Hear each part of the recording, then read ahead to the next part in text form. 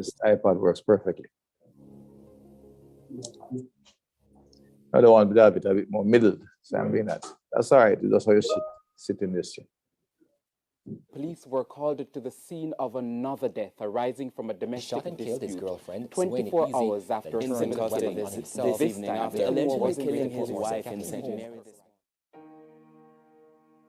The Spotlight Initiative is a global multi-year partnership between the European Union and the United Nations to eliminate all forms of violence against women and girls by 2030. With a commitment Good morning, Ms. Bisson.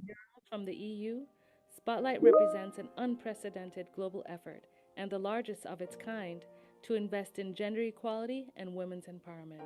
Spotlight engages men and boys as equal agents of change.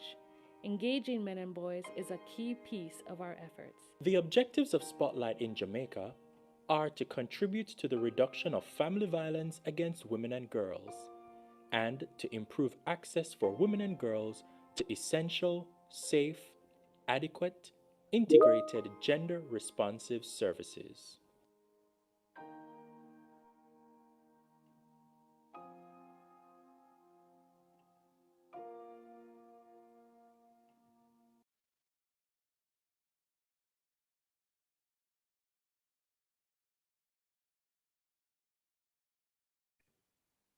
Not hearing you, Red. Ms. Bisson, I think your mic is muted. No. Ms. Bisson, I think your mic is muted. No.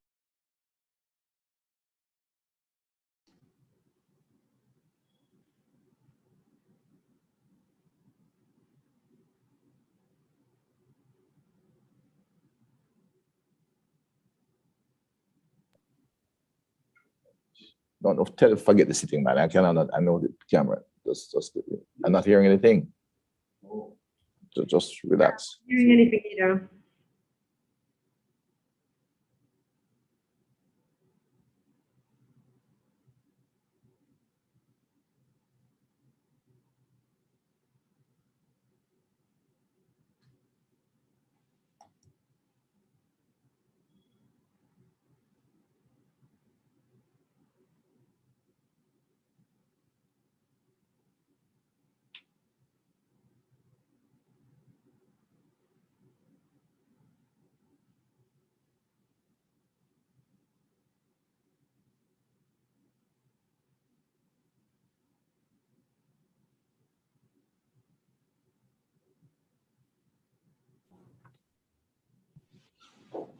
All right, anybody can hear me?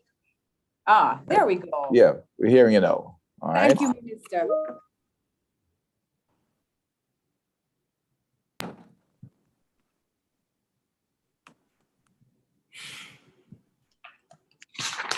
Okay, there we are. Thank you so much. Yes. Thank you all. Thank you for your patience. Technology is great, but it will come with its challenges. Hello, everyone, officially, and welcome to the launch of the Domestic Violence Intervention Centers, DVICS, as part of the Spotlight Initiative, providing a space in which, of course, our most vulnerable in this country can realize their full potential in a violence-free, gender-responsive, and inclusive way. It is absolutely a new day, and it is my pleasure to be a part of this initiative. Just wave your hands for me if you can, if you want to turn on your cameras. Just want to see who is here. Dr. Horace Chang, yes, that includes you too. Her Excellency, thank you so much. Ambassador, this is our virtual hello to everyone. I know we are apart as we are operating in different spaces, but indeed we have come together for this very worthy cause. As we begin, I'd like to acknowledge some key individuals. I did mention their names just now, but of course we have to do so properly. And so today we have with us the Deputy Prime Minister and Minister of National Security, the Honorable Dr. Horace Chang. Thank you so much for joining us, sir.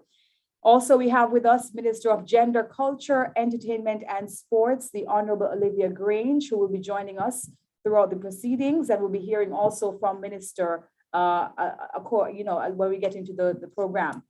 We also have with us here the European Union Ambassador to Jamaica, Her Excellency Marian Van Steen, And also we have the Commissioner of Police, Major General Anthony Anderson, joining us. Also joining us this afternoon, we have the United Nations Resident Coordinator, Dr. Gary Dr. Gary Conneal. I did have that written down, Dr. Gary, because I wanted to make sure that I pronounced your name correctly. So we do have with us Dr. Gary Conneal. Members of the media or virtual viewers online, good afternoon to you all. We can agree, and we saw just now in the video, the numbers are alarming and the stories are chilling of the tales of the experiences by our women and girls. And that's why today is important. The program will contribute to the elimination of sexual and gender-based violence through the creation of a broad partnership with civil society, government, private sector, the media, very important, among others, and build a social movement of women, men, girls, boys, and other vulnerable people as champions and agents of change at the national, subnational, and community levels. To share with us is Spotlight Initiative Program Coordinator Alicia Bowen Mikulski, who will take us through further introduction of the project with greater details. So Alicia, you can go ahead at this time and turn on your microphone and your video and offer us your presentation. Thank you very much, Ms. Basood. Good afternoon, colleagues. I'll be sharing my screen to give you a brief presentation on the Spotlight Initiative. Just let me know when you are seeing my screen. Can you confirm that you're seeing my screen? Yes, we are seeing your screen. Perfect. Okay. So as said earlier in our video, the Spotlight Initiative represents a global partnership between the European Union and the United Nations, and it seeks to eliminate all forms of violence against women and girls. This global partnership was launched September 2017. I'd like to note that the global partnership has an investment from the European Union of 5 million euros, and specifically for Jamaica, we represent one of the largest investment in the Caribbean countries with 8 million euros. The Jamaica Spotlight Initiative program was launched on March 9, 2020, and we received direct endorsement from Honorable Prime Minister, the Most Honorable Andrew Holness. While the program has a national reach, we target 4 specific parishes, namely Westmoreland, Clarendon, Kingston and St. Andrew, and St. Thomas. The program is guided by a few strategic directions, namely the use of intersectionality approaches. And this is grounded in the principle of leaving no one behind. Of course, you would know that this is a principle of the United Nations.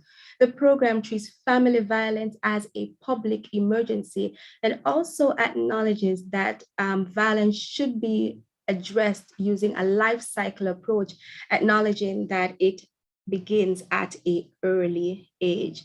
Another strategic direction of the program is addressing sexual and reproductive health needs of all women and girls, but particularly for survivors of violence against women and girls in Jamaica.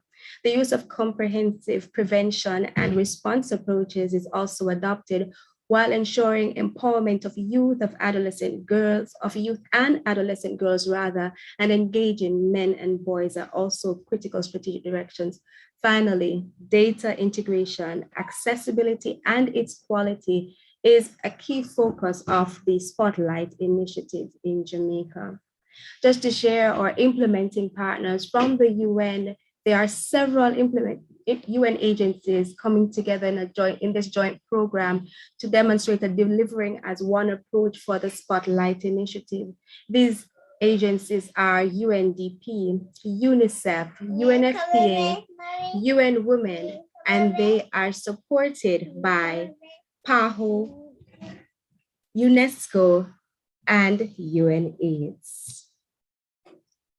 Of course, with such a program of this magnitude, we cannot do it alone, and so we have critical partnerships to implement this program, identifying that addressing gender-based violence is a multi-sectoral and multidimensional approach, the program has partnered with several government agencies led by the Ministry of Culture, Gender, Entertainment, and Sport as our technical lead. We've also partnered with several civil society organizations, and I didn't have the time today to acknowledge all of you, but these CSOs work in the areas of the women's movement, safety and security, and key population are just a few of the groups of CSOs that we are working with.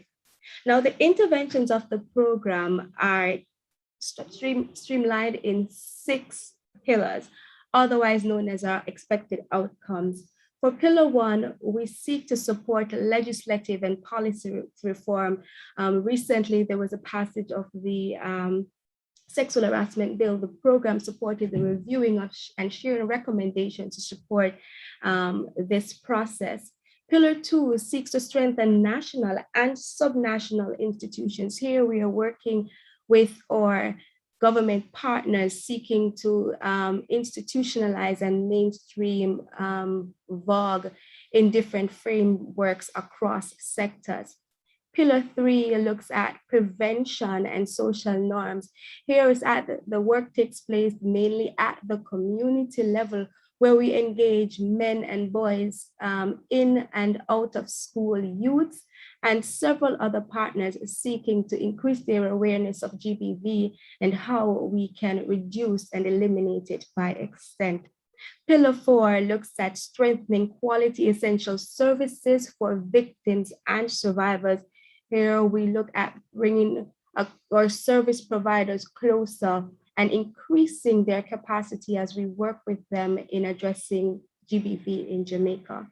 Pillar 5, we all know that data drives development, and the program acknowledges this, and we've been working with our partners to strengthen data collection on violence against women and girls and GBV, and also looking at the international standards that are required locally to disseminate this information. Finally, Pillar 6 looks at strengthening the civil society movement in Jamaica.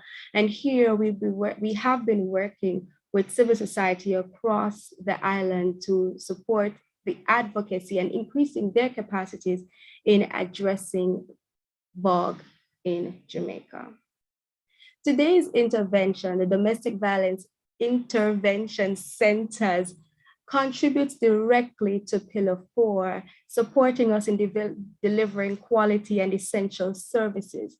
The partnership between the ministry supports the Spotlight, achieving our goal of equipping relevant government authorities at the national and subnational level to better their knowledge and their capacity, most importantly, in delivering a coordinated essential services while increasing justices for women and girls survivors of violence against women and girls in Jamaica. Ladies and gentlemen, thank you very much. It was brief, but I hope you got an overview of the Spotlight Initiative program in Jamaica. Thank you very much for your attention.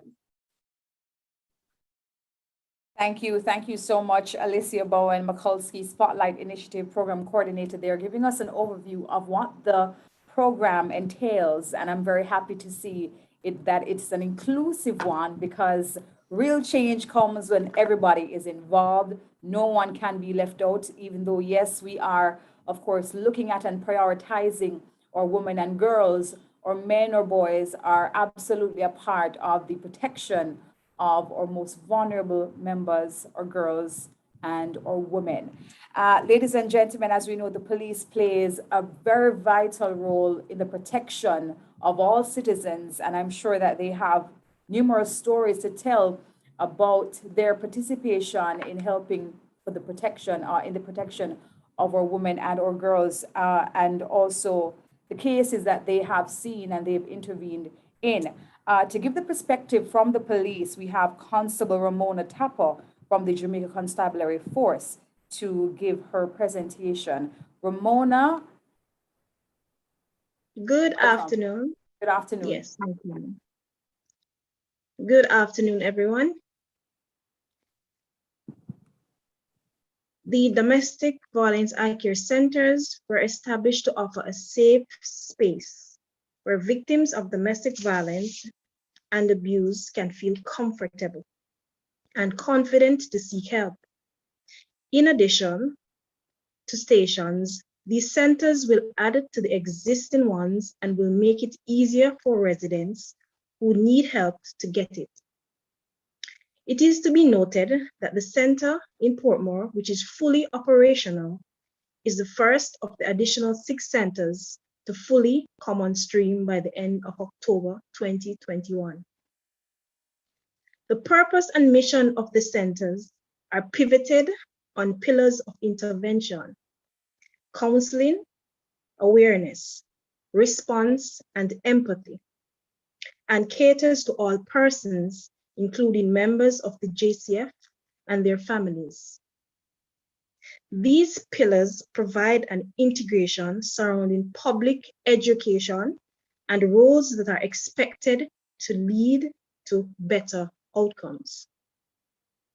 The centers seek to create an ambience of comfort and offers professional and confidential services in counseling, referrals to external agencies, follow-up with clients, as well as offering reliable and accurate information on domestic violence matters. It is to be noted that the centers will not only cater to victims, but also to perpetrators. This is important as the action of an abuser can also affect an entire community and result in further violence or death. It is our commitment that no victim will leave the centers feeling re-victimized. Therefore, as the JCF, in collaboration with our partners, continue to find holistic ways to intervene in domestic violence matters at an early stage, come on board and use the facility so that together we can reduce the number of domestic violence incidents and even murders in St. Catherine's South Division. Today, I feel proud to stand with our partners, Victim Services Division, GBA, our voluntary pastors, the courts, among others, who continue to partner with us in tackling the scourge of domestic violence, gender-based violence in Jamaica. Ladies and gentlemen, let us together make a difference. Thank you, Spotlight Initiative, for this facility.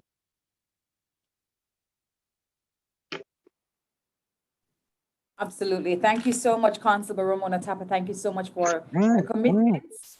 And hats off to the Jamaica Constabulary Force for their commitment. They're, of course, always rising to the occasion and offering protection to our girls and our women, and also standing, of course, up for justice and ensuring that we know that moving forward, as you rightly said, our victims will no longer be victimized as they go through this process of getting help.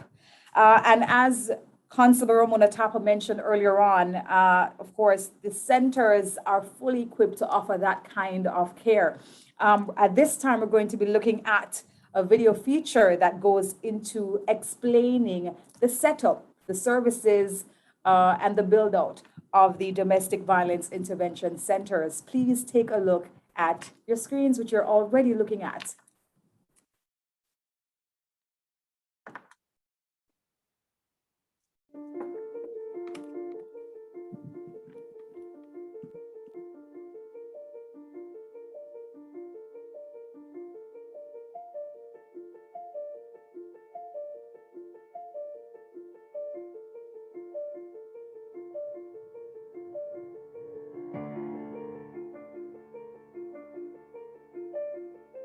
Not everyone want to just walk into a police station.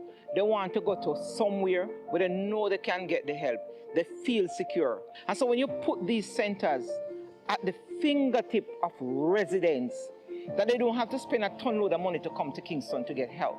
When it's right there in my parish, it's all the better for us. It's all the better for Jamaica because the help is right there. Once you come to our domestic violence center, You will be greeted with a pleasant face because what we do, we are about caring for persons and we're also about empathizing with persons.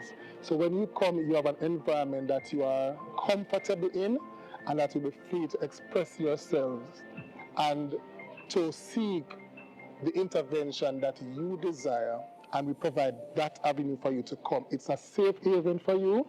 Once you are with us in our center, you are protected. And so you can rest assured that we will act on your behalf and act in your best interest. We have trained counselors who are not members of the JCF. We have community members who are trained in counseling. We have social workers, so we partner with other groups. The center, it's a place, it's an environment where you can be comfortable. You can, when you come here, you're supposed to feel relaxed. So whatever the issue is, we're not saying that we are miracle workers, but what we're saying is that we're persons who are open to listening to you, accommodating you. We believe in confidentiality, and therefore whatever is said here is kept here. And so you don't have to be worried that, okay, the information that I have given my abuser or the accuser is going to get at me. You're going to get that information and find me. Your friends might tell you their view, how they feel that you are to deal with the situation, but then you might have different thoughts. We work along with how you are feeling, what you think is, and we can do to assist you, and we work together. We don't give you our opinion, our personal views. We work along with your situation because it's not one size fits all. And we can direct you directly to where you want to go and to utilize resources that can help you in your situation. Do not wait. The first sign, it's good to, but the first sign, it's best that you come out. But we have a gentleman who came to us in 2019, and he came and he said to us, I need help. I am an abuser, and I love this woman and I don't want her to leave me because she has 2 children for me. I want my family and I need help. I recall dealing with a situation which the person, they were put onto a counselor, and I think it was a few days ago, they would have called and said, thank you very much. I really appreciate the effort. The domestic violence intervention centers are free of cost. Once you call the police station, they will direct you to us.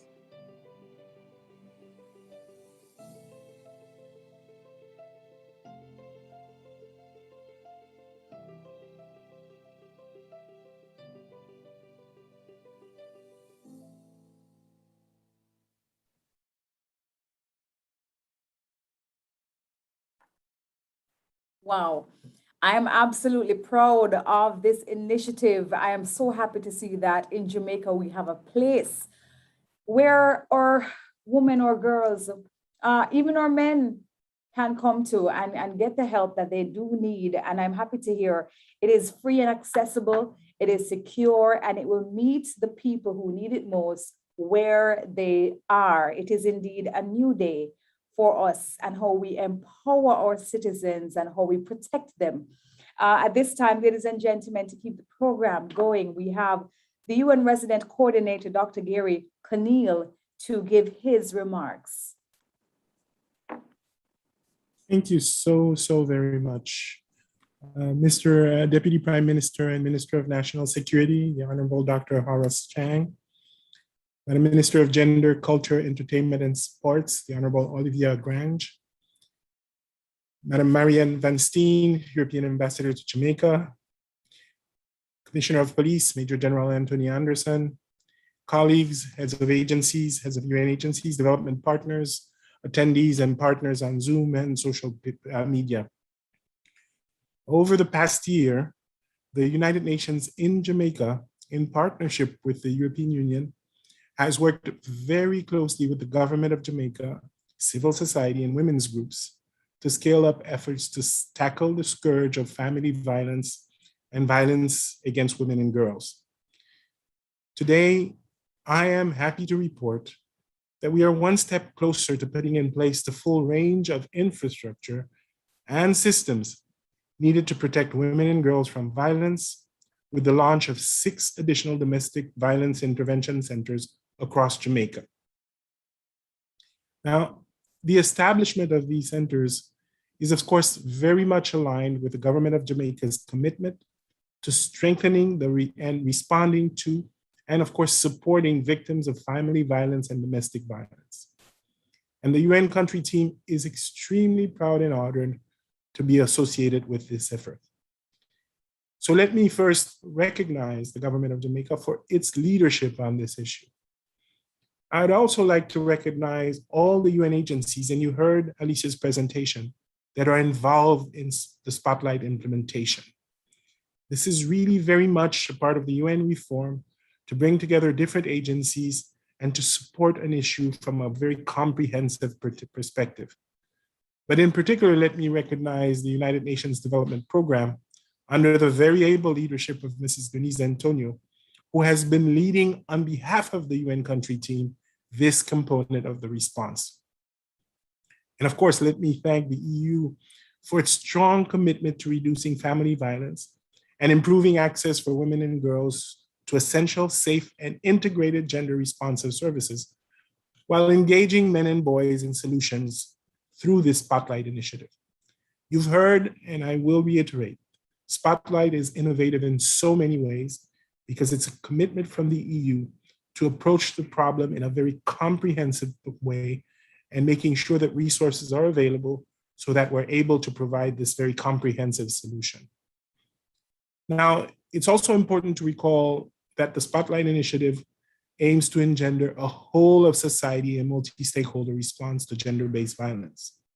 And in this regard, the Spotlight initiative through the United Nations UNDP has also partnered with the Ministry of National Security and the Jamaica Constabulary Force to increase access to and delivery of essential services to victims and survivors of gender-based violence at the community level. The partnership has also helped strengthen the capacity of the Jamaica Constabulary Force to respond to GBV, with 16 officers assigned to the DVICs participating in survivor-based training hosted by the United Nations Population Fund, UNFPA. With supplementary training in Jamaica Sign Language, DVIC centers are working to ensure that no victim is turned away and that our response leaves no one behind. You've heard the numbers, they're unacceptable. We repeat them every time we meet, and we need to continue to repeat them because they need to change. The good news is I think we're on the right path. Fortunately, the government and its partners are committed to this whole of society approach to moving violence against women and girls out of the shadows and into the spotlight so that we can truly end all forms of violence against women and girls and achieve gender equality in this lifetime. We look forward to working very closely with the government, implementing partners, civil society organizations, and all other partners in response to gender-based violence. Thank you so much for including me, and I'm looking forward to the rest of the presentations. And thank you, Dr. Gary Conneal. Thank you so much. UN resident coordinator there. Thank you for your remarks, sir. And also, thank you for the commitment and endorsement of this initiative, this program, of course, for our citizens or women or girls and our men and our boys as well. Thank you for your support, the continued support of the UN to our initiatives here in Jamaica. And as we continue the program, ladies and gentlemen, we only have an hour, and so we want to ensure that we get everyone here who is a part of this initiative, of course, to the forefront in their presentations within the time. This time I'm inviting to speak to us our Police Commissioner Major General Anthony Anderson to give his remarks.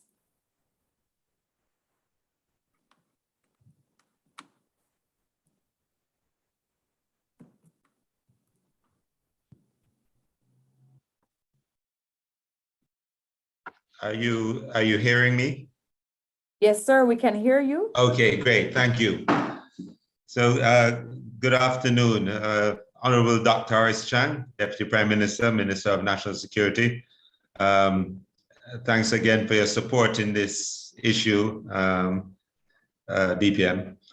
Honorable Olivia Grange, Minister of Culture, Gender, Entertainment and Sports. Minister, another successful cooperation between our organizations and our ministries. And I think Jamaica will benefit from this one as well as all the others that we do. Her Excellency Ambassador Marianne Van Steen, head of the European Union delegation to Jamaica. It's good to be on the same platform with you again, Ambassador. Your presence in Jamaica is always felt. We've been to a number of openings and ribbon cuttings and other events that have all or will all redound to the benefit of Jamaica and Jamaican people. So thank you. Dr. Gary Conneal, United Nations Resident Coordinator, and other members of your team, thank you very much for partnering with us on this development. And my own team, led by Dr. Kevin Blake, Deputy Commissioner for Force Development and Logistics, Mr. Gary Griffiths, Assistant Commissioner in charge of Area 5, which hosts most of our domestic violence centers, Mrs. Karina Hood, Assistant Commissioner and the JCF Staff Officer, and of course, the Superintendent in charge of St. Catherine South, where this latest center is located, Mr. Christopher Phillips, other senior officers and members of the JCF, members of the media and viewers online, good afternoon to everyone. This is a good day. We discussed earlier this year the opening of a number of domestic violence centers with a timeline that was looking at the end of year. Fortunately, we have brought this one forward, and I think that we will establish the other 5 after this long before the end of the year. So we're actually ahead of our planned implementation, which is good. And it's good, especially since most things are actually retarded because of the effects of the COVID pandemic. It's interesting also, I actually have been in a meeting with other regional police chiefs, including those of Colombia, some of the other Caribbean countries. And this is a matter that arises in all of our jurisdictions as police officers. However, I think it's somewhat leading and at the forefront of things to actually have the police actually have domestic violence centers and managing these centers. You know, very bright, very capable officers, as we saw with Ramona and the other officers who are at St. Catherine South Center, who can actually manage these centers and deliver what we want to our population who are affected by this. A number of countries respond to this in different ways, but I'm happy that the JCF can be a significant part of our response to this in Jamaica. And that's beyond just law enforcement, but understanding that the Jamaica Constabulary Force is a force for good, and so has to participate in all areas of life that may affect our population adversely. We've had 704 domestic violence cases referred to our existing 4 centers this year, well, certainly up to September, and a number of these were dealt with at the station level, i.e. at the center, utilizing the range of specialist resource staff that's available to us. And then we've referred others to the Dispute Resolution Foundation, shelters and services offered through the Ministry of Culture, Gender, Entertainment and Sports. We've also had the opportunity to review our own domestic violence policies and guidelines. These are guidelines that we've had in place for a while. And even the idea of domestic violence intervention centers were started a few years ago, largely led by former DCP Novlet Grant and her team, and of course, Inspector Dillon, who has played a huge role in getting us to where we are. But now we have to expand beyond that this new 6 centers is an important next step. But as soon as you put them in place, you can see that there are areas in the country that are deficient of such an initiative, and that we're going to have to look at reasonably quickly to get them in place in some other locations. We trained 140 persons last year, and 175 police officers and other persons who are associated with the domestic violence centers this year. So today we have another fully operationalized DVI center located at Greater Portmore Police Station, and that will serve a wide community over there. In the next few weeks, we will add another 5 centers: St. Mary, St. Anne, St. Elizabeth, Clarendon, and Westmoreland. And we're also looking at another one to put in place in Montego Bay.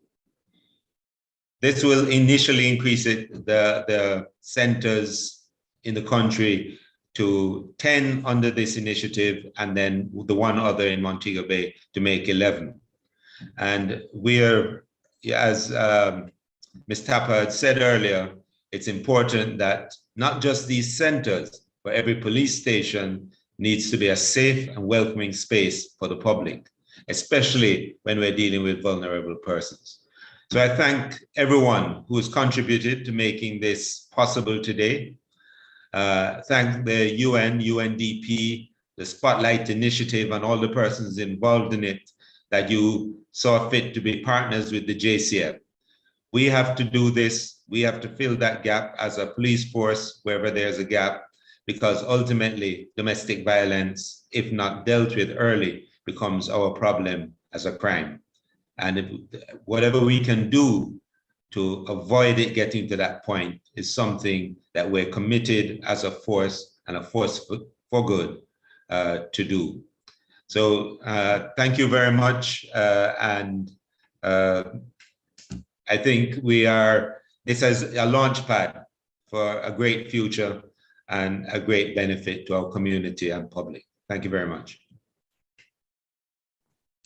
Thank you very much, Major General. Thank you so much, Major General Anthony Anderson, for your presentation. Thank you so much for, of course, your role played. We want to say, you know, the JCF continues to show up for our citizens, and we know that with these centers, this should better assist, of course, our officers to provide the interventions necessary. Thank you for the role that you played in ensuring that we are here today. Thank you so much, Major General.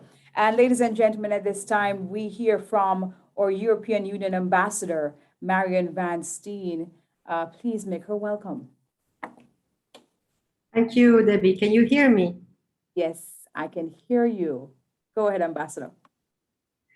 Well, let me start by acknowledging the presence of and greet the Honorable Dr. Horace Chang, Deputy Prime Minister, Minister of National Security, also to the Honorable Olivia Grange, Minister of Culture, Gender, Entertainment and Sports, to Major General Anthony Anderson. Thank you for your always very nice words. Commissioner of Police, Dr. Gary Coney, close cooperator of the European Union.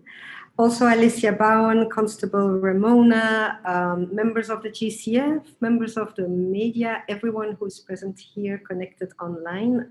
Good afternoon. Very happy to see that there is a strong presence, which means that there is a strong interest in what we are actually launching today. It is a good day, Debbie, I agree, or Major General. It is a good day, and I'm very proud to share with you in the achievement of one of the very significant milestones of our Spotlight initiative. But on the other hand, it's also a sad day, because despite the tremendous progress that we have seen in almost all spheres in this 21st century, domestic violence, and in particular gender-based violence, still remains too prominently present in, unfortunately, all our societies. And that is why the European Union, indeed, committed as we are to the promotion of the fundamental value of gender equality, is financing this global Spotlight initiative. There is a reason why it's called Spotlight, because we all think and we all know that it is time to shine a light on what too often remains in the dark, i.e. family, domestic violence. And in its largest meaning, we all know that the majority of the victims are women and girls. And that is very unfortunate, but I have heard as well that the intervention centers are also going to welcome men and boys, and we should not underestimate the importance of that as well. Let me say that the security and health sectors within the government are at the front line of prevention and also ensuring quality care and access to justice for victims of domestic violence. What we do, both the European Union with its financing, but in particular the United Nations with its being present on the ground, is that we would like to support those efforts, but the efforts are from Jamaica.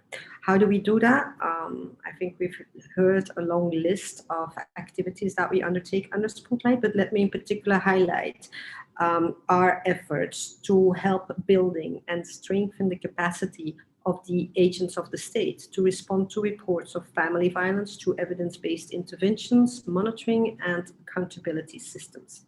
And then, of course, what we are really here for today, through the establishment of 6 domestic violence intervention centers at various police stations, allowing the Jamaica Constabulary Force to respond more effectively and deliver quality services to victims. We've heard it from Major General. Data from the GCF show an increase in crime and violence, and this is indeed, and very unfortunately also the case in the category of crime, which is referred to as domestic violence. And it's not only here, it is in the entire world. There is a report of the World Health Organization that shows that approximately 42% of all women have experienced some sort of violence. It is a less visible pandemic, but one that we cannot longer ignore, one that insidiously is eroding the well-being of many, many individuals and many families. Let me please therefore take this opportunity to address a word to the police. You are the gateway for individuals who seek protection from abuse, who are seeking access to justice or are brave enough to seek redress from harm. You are the lifeline for victims of domestic violence and intimate partner violence, especially those facing multiple and intersecting forms of discrimination. Let me underline one thing. Empathy is key. I very much hope that the officers who will be selected to serve in these domestic violence intervention centers will not only see the crimes that have been committed from a law enforcement point of view, but that they will also be able to interact with empathy, looking for ways that can lead to conciliation and lasting peace within families, and thereby save lives. I'm pleased that the Spotlight initiative, we can contribute both ways by trying to help build the capacity and also build the infrastructure. Because better infrastructure is needed not only to provide for better working environments for the officers, but also because they are points of refuge for the victims. Let me end by saying thank you. Thank you to the Police Commissioner, Anthony Anderson, and the entire Jamaica Constabulary Force, to the ones working out there and giving the attention to those who are most in need. Let me also thank to the authorities of Jamaica ministers to acknowledge the need and assume the responsibilities we all have. And then finally, I should not forget to thank our wonderful implementing partners of the Spotlight Initiative, dear Gary Coney, and all the various UN agencies that are committed, that are active, that are very hardworking, and without whom our funds may not have the results that we're seeking. Thank you to all of you, and I hope that with us all coming together, we can work towards a less violent domestic environment. Thank you so much. Thank you so much, Ambassador. Beautifully said. Thank you to Her Excellency Ambassador Marion Van Steen from the European Union. Yes, indeed, we have some ways to go. Today is a step in that direction, in the right direction, with these 6 domestic violence centers at the police stations, allowing our officers to meet the needs of our women and girls. And thank you so much to the EU for the continued support as we continue our work in curbing and ultimately stopping violence against our women and girls. And of course, we take the charge, Ambassador, as well, to do even more in this continued fight. Ladies and gentlemen, at this time in the program, I know we are virtual, but this is Jamaica. And so for sure, we would have some kind of cultural representation in our proceedings. With us, we have Cherry Natural. Her name is Marcia Wedderburn, to offer up 2 pieces, of course, shedding a cultural light, a cultural spotlight on today's cause. Cherry, are you ready? Yes, I am here and I'm ready. All right, over to you. Okay, give thanks, greetings everyone. All right, the first piece is called Talk, Sister, Talk. Talk, sister, talk, just talk. Talk about what bother you. Talk about who trouble you. Explain where you feel the pain. Pour your heart out. Break the conspiracy of silence. Stop the internal violence. Talk about things your parents never see. Call out all who molest you when you are picnic. Even if are the pastor upon the pulpit. Talk, name the culprit. Let out them secret. Talk, sister, talk, just talk. Women need one whole day of talking. It's enough things them been suppressing. Earth need healing. Let the healing begin. Talk, sister, talk. Talk about the teacher who used to trouble you, your stepfather, your own father. And if your mother used to shield him, talk. Let out the anger so you can be stronger. Talk, sister, talk. Talk about your uncle, your grandfather, the next door neighbor, family, friends. Talk, clear your conscience. Let the puss out of the bag. If you protect the one who wrong, you're guilty too. Stop it before it reaches someone else. Don't be afraid. Talk. Talk, sister, talk. Your body is your personal property. No one has the right to force themselves on you. No one has the right to force themselves on you. It does not matter if friends and family don't believe. Talk, express how you feel. Give it to them real. Don't take them blame or be ashamed. You did nothing wrong. Talk, sister, talk. Just talk. The weapon of silence is the abuser's greatest tool. So talk, sister, talk. Talk. Give thanks.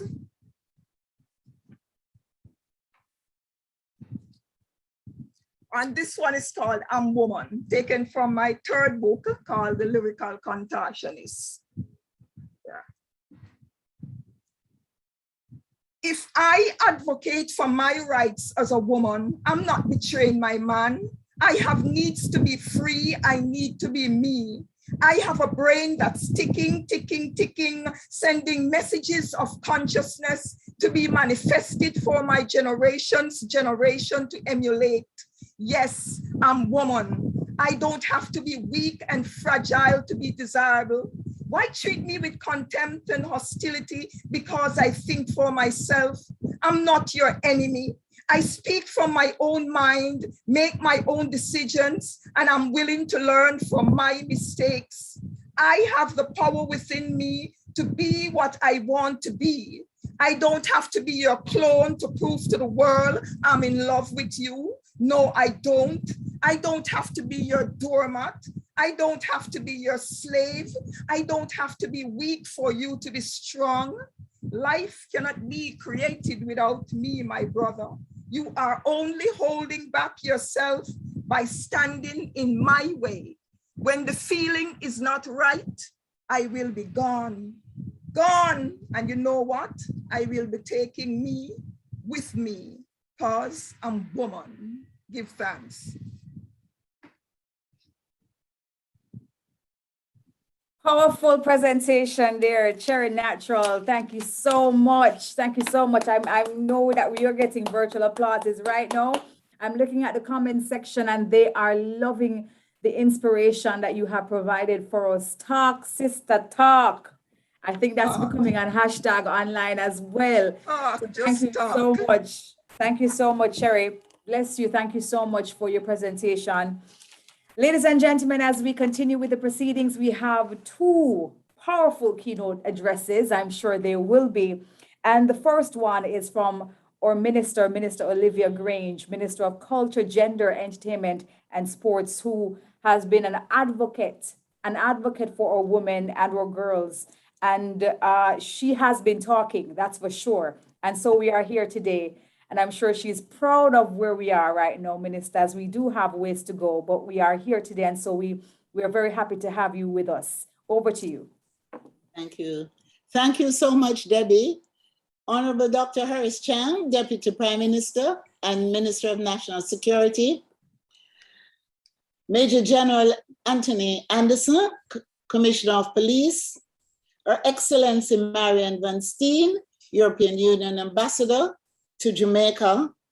Dr. Gary Cornell, United Nations Resident Coordinator. Ms. Alicia Boyne Mikulski, Spotlight Initiative Program Coordinator. Constable Ramona Tapper, JCF, Moderator Debbie.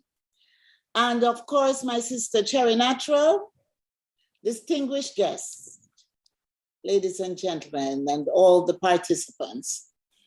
The government of Jamaica continues to utilize a whole of government approach to tackle domestic violence, which is a local and international dilemma. Through the Bureau of Gender Affairs within my ministry, and the ministry is called the Ministry of Culture, Gender, Entertainment, and Sport, the Gender Mainstreaming Program works closely with key stakeholders, such as the JCF, to effectively respond to domestic violence to create a safe and more equitable society.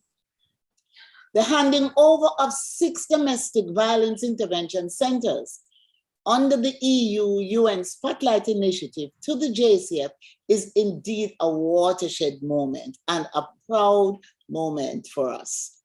It represents a major achievement in our response to the long-standing problem of domestic violence. These centers are strategically placed and will play a critical role in the delivery of service island-wide to support the implementation of the National Strategic Action Plan to eliminate gender-based violence in Jamaica, and we refer to it as the NSAP GBV 2017 to 2027, as part of the comprehensive treatment of this vexed issue of gender-based violence.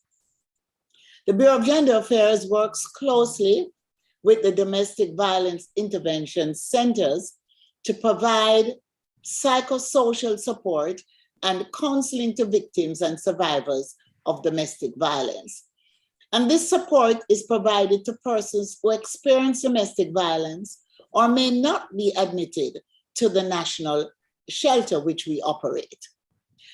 So the centers complements and strengthens the Jamaican gender architecture in the delivery of quality and coordinated essential services to survivors of domestic violence.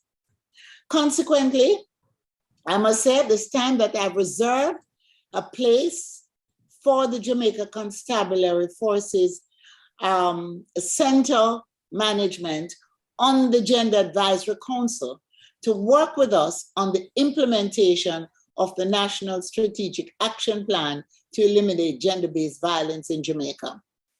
The addition of 6 new centers will go a far way to close the gap between individuals who experience domestic violence and their ability to access the services which are available at the parish level. The JCF must be acknowledged and must be commended, Commissioner, for the strategic application of the 5-pillar strategy for crime prevention and citizen security. The momentum is gathering locally, regionally, and internationally. As Minister with responsibility for gender affairs, I'm proud to say that my ministry has been working assiduously to table the approved amendments for the Domestic Violence Act, which you need to ensure that the appropriate action can be taken in cases of domestic violence. The approved amendments have already been through 2 rounds of review between my ministry and the Office of the Chief Parliamentary Counsel. Currently, we are awaiting feedback from the Attorney General's chambers, subsequent to which we will table the bill in Parliament, and I'm hoping to table the amendments very, very soon. The amendments include, but are not limited to, the following: specific definition of domestic violence in the Act to recognize the physical, sexual, emotional, and psychological aspects of domestic violence. Under Section 3, the power of the court has been increased to grant a protection order or an occupation order. As Minister of Gender Affairs, I have been given residual power to act on behalf of victims and survivors of gender-based violence. And the Bureau of Gender Affairs, as well as the Women's Resource Outreach Center, are authorized to act on behalf of victims and survivors who need to apply for a protection order. Also, the fine for the breach of a protection order has been increased from a mere $10,000 to $1 million. And stronger penalties will be put in place to address the issue of enforcement, particularly in cases where protection orders are breached. So the amendments signify the government's commitment to protecting our society, but more specifically our women and girls from abuse in domestic violence, our women and girls and our boys. Whether it be sexual, psychological, financial, emotional, verbal, and economic. There will be an expansion of the categories of persons allowed to apply for protection orders, as well as the expansion of prohibited behavior patterns. No longer will victims be restricted to establishing a pattern of abuse before redress can be sought before a court. Instead, the Act will provide for the protection of the victim from the behavior patterns of an abuser that can become abusive, from the threatening, harassing behavior of persons connected to an abuser, as well as the confiscation of a firearm from an abuser when used in a threatening manner. These amendments signal an intention to do more. And I can tell you that many more far-reaching changes are coming when we do a complete overhaul of the Domestic Violence Act. I've already written to the JCF to provide updates on our national shelter strategy, and they have responded with the appropriate officers to provide support. I will continue the consultations through the Ministry of National Security to look at how we can further strengthen the domestic violence intervention centers through the parameters set in our national policy for gender equality, the NSAP GBV, Victims Charter, and the 5-pillar strategy for crime prevention and citizen security to do the following. 1, incorporate a mobile response unit to strengthen the DV responses island-wide. 2, create GBV mappings from the daily crime reports across the divisions. 3, create partnerships for the observance of the International Day for the Elimination Against Women, Violence Against Women 2021 to share updates with the public on the outcomes. 4, strengthen partnership between the Bureau of Gender Affairs and the JCF. And 5, working with community groups. And so far we have over 20 community groups that receive subvention from the Bureau to provide greater support to the established DVICs. So in closing, I use this medium to congratulate the EU-UN Spotlight Initiative team in Jamaica, their recipient agencies, the associate agencies, and the European Union for the sterling work that is being done to address family violence in Jamaica. I commend the JCF for the ongoing implementation of the crime prevention strategy to address the underlying complex social, economic, and cultural processes that contribute to crime and victimization. I am really very pleased with the kind of partnership that exists between the BGA and the JCF. Commissioner, I thank you so much for your support, and I thank the Minister of National Security. The long-awaited legislation aimed at tackling sexual harassment in Jamaica, I am now very proud to say, has now been approved by both houses. Following extensive debate on Friday, October 1, the Sexual Harassment Prevention and Protection Act 2021 was passed in the Senate after being approved in the Lower House in July with specific amendments. The legislation addresses concerns about sexual harassment in the workplace, in institutions, and in accommodations, particularly with regard to landlord and tenant relationships. So my ministry and my team will continue to partner with the Ministry of National Security, with MDAs, with key stakeholders to ensure that gender mainstreaming remains a cross-cutting tool in all crime fighting strategies in this country. I thank you all, and to say today is indeed a step in the right direction. I thank you so much. Thank you. Thank you, Minister. Thank you so much. Wow, amazing. And I'm seeing the comments in the chat section here. Courtney Brown is agreeing that we are indeed making forward steps in the right direction there. And also Jacqueline Dillon is saying, great work, Minister Grange. Well done, team. Amazing. It's good to hear about the amendments that are on the table that will provide strengthening, of course, at the law level, and also for the resources that we do already have in place. And also the early intervention that it will provide for or vulnerable women and or girls, you know, much to consider there. And I must applaud Minister Grange for the continued advocacy from her personally and also of her ministry as well, as we step up and rise to the occasion for the protection of our women and girls. Thank you so much, Minister. And at this time, we invite Minister Dr. Horace Chang, Minister of National Security, to give his address. Good afternoon to you, Minister. Thank you so much for being with us. Good afternoon, Chair, Mr. Bassoon. Thank you for the opportunity, and I must begin by just commending you for having Ms. Welleburn, Chair Natural, set the tone for the final presentation. She really reflected the so much positiveness in our culture. Honorable Oliver Grange, our Minister of Culture, Gender, Entertainment and Sports, for that fantastic address. Thank you for the level of cooperation from your ministry in this very crucial and critical issue that we deal with. Our ministers work very well together. Minister Grange, this is just one more success in our cooperation. Good to have you where you are. Ambassador Van Stein, head of the European Union, delegate to Jamaica. Since coming to Jamaica, you have been very much present in with the JCF across the island, opening stations, and now working in partnership with us on a number of crucial issues.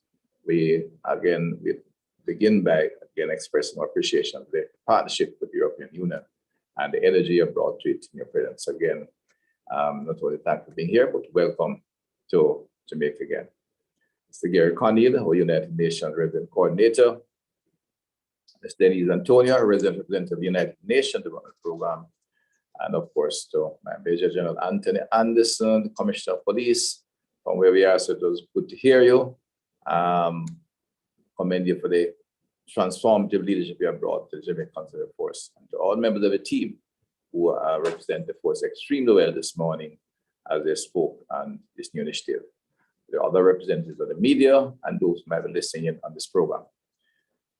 Good afternoon to you. I want to begin my remarks this afternoon with a quote from the Pan American Health Organization publication recently entitled "The Heavy Burden of a Silent Scourge, Domestic Violence." The author called attention to the fact that the adverse effects of domestic violence do not end with these or other health consequences for women alone. What makes domestic violence particularly insidious is its intergenerational effects. Domestic violence is not a scourge like most other scourges. Its harmful effects do not disappear with the generation that was directly involved. The scourge will be resurrected in every successive generation unless we treat it as a public health emergency and make concerted efforts to eliminate it. These activities today, in handing over the 6 domestic violence prevention centers, is indeed part of moving in this direction. It is regrettable that in Jamaica, domestic violence continues to feature prominently on the spectrum of acts of violence taking place in our society. While it is often overshadowed by gun violence, which tends to receive greater visibility in the public space because of the sheer brutality of gun violence, domestic violence is no less deplorable and repulsive. The long-term traumatic effects of domestic violence surpass the family members that are directly involved. Domestic violence is a societal issue, and it is the root cause of additional violence and a wider cultural violence that tend to pervade our society. There's an established correlation between toxic stress as a result of violence in the home and the rate of violence that occurs in our society. Societal scars have their genesis in violent homes. Toxic stress in homes, especially among young children, create toxic, violent young adults. We must therefore acknowledge and accept that the true cost of domestic violence is its long-term impact on our society. Mindful of the broad social impact of domestic violence, the government of Jamaica is committed to providing the requisite legislative, policy, and partnership support in order to curb the societal tendency toward violence. The Ministry of National Security and the police force stand at the forefront, but is a whole of government activity. The fairly young democracy would have inherited institutions and systems that are founded on coercive practices that have resulted in what we see taking place in our society today. For example, beating was considered by many to be the most effective means of disciplining a child.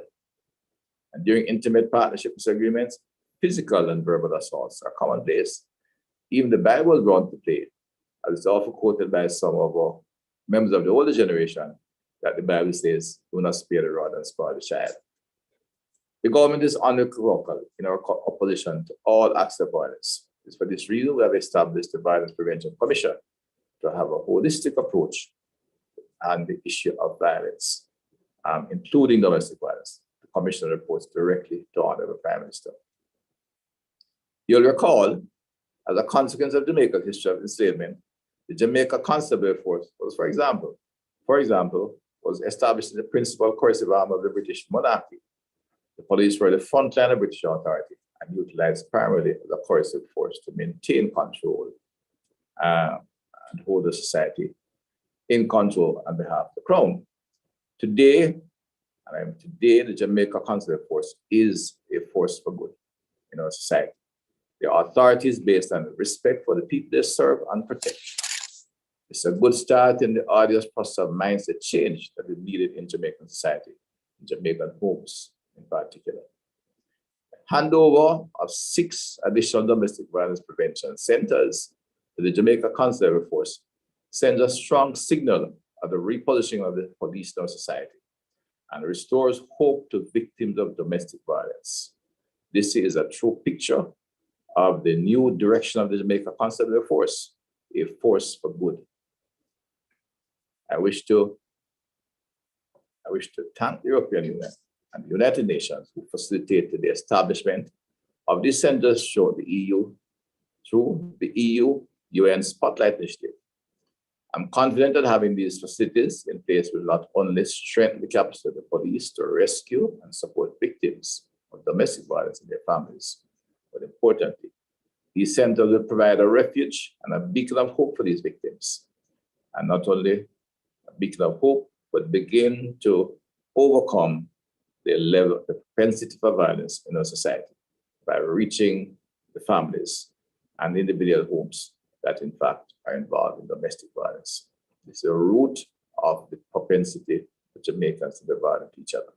Again, let me thank all who have participated and all the partners who have in fact been involved in the EU-UN Spotlight, in particular, our European Union, and United Nations team. Look forward to continue work with you as we build out the centers, establish the program required to ensure that we will, in fact, bring under control and in the medium term, eliminate the plague of domestic violence. And thank you. Have a good day.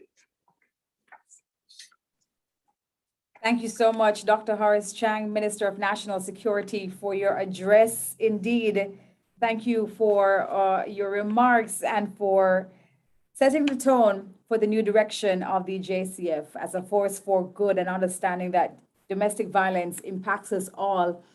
We understand that this is a gamut task, but if we all come together and play our part correctly, that we can indeed make great improvements for our citizens of Jamaica, particularly, again, our women and our girls and their safety. Ladies and gentlemen, thank you all so much for being with us here this afternoon. We did not do too badly with the time, even though, yes, we are a little late. Yet still, we want to say thank you so much for joining us. Thanks to the Jamaica Constabulary Force. Thanks for partnering with the Spotlight Initiative to achieve this milestone for the provision of 6 additional DVICs. Special thanks to the DCP Blake, also DSP Thompson Cake, or is that Coke? Sorry, I beg your pardon. Inspector Rowe, thank you so much for joining us. Inspector Dillion, the Development and Logistics Division, and other JCF team members that played a role in making this a reality. Thank you so much to Kingston Logistics Center, KLC, for the modification, design, and transport of the centers. Want to say thank you to, of course, everyone who joined us. You are online, you know yourselves. We had up to 73 persons, I believe, at the highest number that joined us here today. So we want to say thank you for joining us. Thanks to Minister Grange for joining us, Minister of Gender, Culture, Entertainment, and Sports. Thanks again to our National Security Minister, Honorable Dr. Horace Chang. Thanks to European Union Ambassador to Jamaica, Her Excellency Marian Van Steen, for joining us. Commissioner of Police Major General Anthony Anderson, and United Nations Resident Coordinator Dr. Gary Conneal. Thanks to the members of the media who will be spreading this information far and wide, or virtual viewers all. Thank you for joining us. My name is Debbie Bissoon. Thanks for your time. Have a wonderful afternoon.